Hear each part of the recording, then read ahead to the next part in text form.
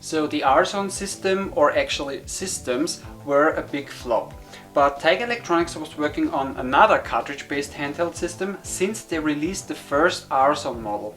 And in 1997, the same year the R-Zone XPG was released, they also released the Gamecom. And the system was ahead of its time because it's the first handheld system with a touchscreen, and you could actually go online with this system. But in order to use the internet access, you would have to buy a modem cartridge for the system and also an adapter cable, which you would have to plug into your modem. And yeah, the internet access was only text-based as far as I know, and yeah, you could send emails, you could get emails, you could upload your high score of your games. I also read that there were some cheats that you could download for the games. But yeah, let's take a look inside the box.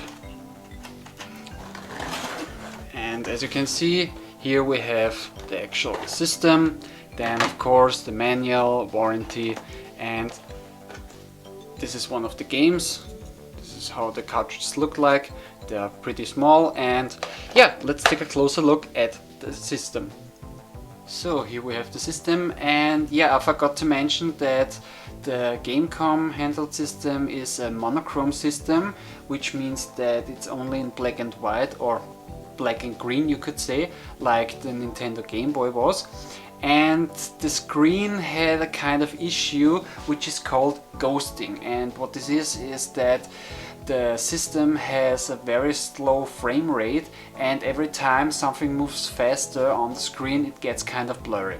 So this is a real issue of the system. But yeah, let's continue the review.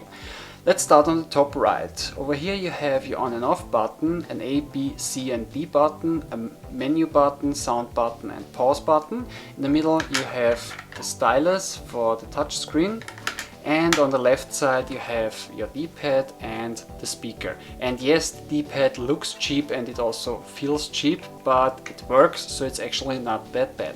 On the left side of the system you have a contrast control and a volume control. On the bottom you have a headphone jack. On the right side you have two cartridge slots, so this is actually pretty cool. And on the top you have a port for an AC adapter and a so-called COM port, and this is where you plug in the adapter cable for the modem, and you could also plug in a link cable to connect the Gamecom to another Gamecom. And on the back of the system, in here you have a small watch battery. This which you would have to use to save your high score and other data. And over here you have a little reset button, and the system needs, or let's say takes, 4 AA batteries. Another, let's call it, issue that I forgot to mention is that the system is not backlit, so you have to turn on the lights if you want to use the system, or you have to use it outside. And yeah, let's turn the system on. Got a little intro.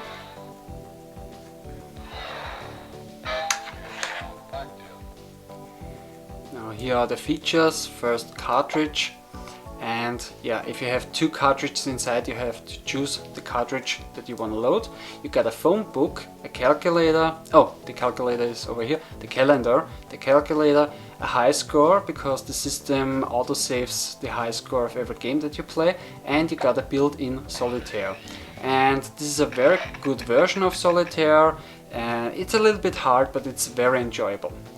Okay, before I come to the games for the system, I also want to show you another system of the Gamecom that I have. This is the Gamecom Pocket Pro. This was released in 1999, and yeah, first, it's a smaller version of the Gamecom.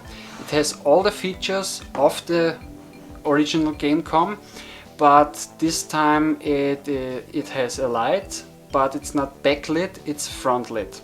And when you turn on the system, I can show you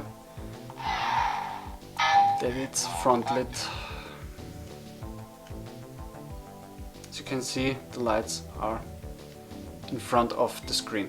Now it's got the same features, And yeah, you got your A, B, C and D button. It misses the sound button, but except for that, you got an on and off button, the menu, pause, the light button. The D-pad is a little stiff, but it's actually pretty good. Then the system only has one cartridge slot, not two anymore. Over here you have the stylus for the touch screen. On the top you have the port for the AC adapter, and in here is the COM port. On the back you also have the watch battery for to save the high score, and the phone book. The little reset button. On the right side you have the volume control and the contrast, and on the bottom you have a headphone jack, and this, the Gamecom Pocket Pro, only needs two AA batteries. And there was also a third version released, the Gamecom Pocket, and it's actually the same system like the Pocket Pro, only the design was it was a color design, and it didn't have the front lid, but except for that it was the same system as the Gamecom Pocket Pro. Okay, now let's come to the games that I have for the system, or better let's say some of the games that I have for the system, and let's start with Lights Out. Lights Out is a puzzle game where you basically have to turn off all the lights in one stage. And yeah, I'm not a huge puzzle fan or puzzle game fan, and the first 3 or 4 levels were pretty easy, but in the later stages it really gets hard because there's a pattern, which means that if you turn off some lights in the wrong way, somewhere else the lights go back on. And yeah, but I guess for a puzzle game it's a very decent title.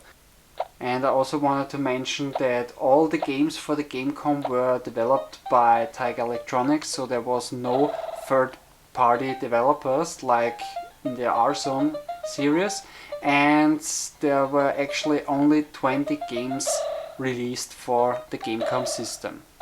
The next game is Batman and Robin. This is a side-scrolling platformer, and yeah, in the beginning you can choose between Batman or Robin, and after that you can choose 2 of 5 accessories for each stage. You go around and you beat up bad guys, and yeah, it's not that bad.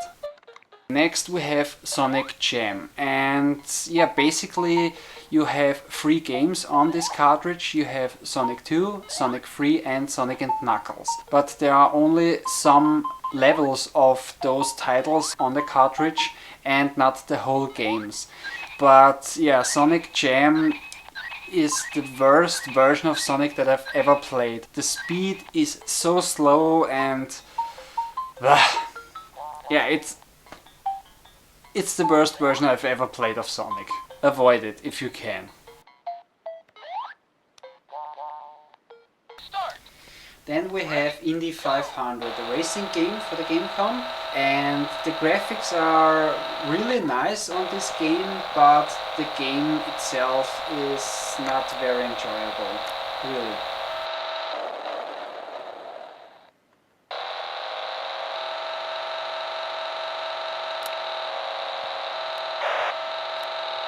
Then we have Jurassic Park: The Lost World, the game for the movie. At the beginning you have to choose one of 2 characters. The first level is a driving stage, and yeah, the driving stage reminds me of Road Rash, but only backwards, because you have to dodge obstacles and dinosaurs. You collect first aid kits and try to make it in one piece to the end of the stage. And in the second stage, this is a platforming stage, you try to collect dinosaur eggs, and at the end of the stage there's kind of a boss battle. It's not a very enjoyable title, at least in my opinion. And then we have Duke Nukem 3D, and this is a very good title for the Gamecom, but the game is not in 3D actually. It's 2D, you can't turn, you can only strafe, and you can shoot straight, slightly to the left, slightly to the right, And yeah, you get different weapons, you can attack with your feet, you got your pistol, later on you get a shotgun and an RPG. You try to find key cards and try to pass the level. It's a very good title for the Gamecom. The graphics are good, the sound is good, you also hear the typical one-liners from Duke. If you have the system, this is a must-have title. So the last game that I want to show you is Resident Evil 2, and this was one of the main reasons why I bought my Gamecom. And yeah, the first time that I played this game I thought, what the hell is this? I mean, it starts with the intro, it got very good graphics, the sound is also very good, but the gameplay is so slow. You can only play as Leon S. Kennedy and he's almost as fast as the zombies. But I gave the game a second try and the gameplay is slow, I have to admit this. But you have to take your time with this title. It's not a great Resident Evil game, but it's not that bad, at least in my opinion. Before we come to an end of this video, I also wanted to show you this little booklet of games that were released and games that were never released but announced. And let's start here in the back, from the back. This is the internet cartridge that you would have to plug into the system to go online. This is Henry, a quiz game. This was actually released for the system. Yeah. Lights Out, Tiger Casino was also released for the system. Gigapets Deluxe, a game that was never released for the system, and as you can see the cartridges are a little different. Maybe they got more data on the cartridge, but yeah, Gigapets Deluxe never released. Name That Tune, I guess this game was also never released. Then we have Wheel of Fortune and Wheel of Fortune 2. Both games were released for the system.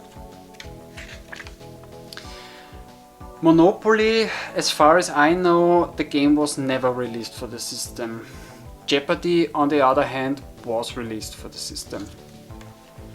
Yeah, Batman and Robin and Jurassic Park. Small Soldiers, another game that was never released for the system. Mortal Kombat Trilogy was released for the system. Fighters Megamix was released for the system. Indy 500, yeah, avoid Indy 500 if you can. Holyfield Boxing was never released for the system.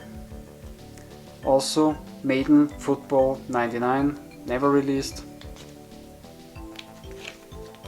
NBA Live 99 also was never released for the system. Williams Arcade Classics was released for the system. Yeah, Duke Nukem and Sonic Jam. Oh my god. Resident Evil 2 was released, and yeah, they also wanted to release Castlevania Symphony of the Night. And I also read in the internet and I've heard that they also wanted to release a Metal Gear Solid game, and there was actually a cartridge developed with gameplay, but yeah, the game was also never released.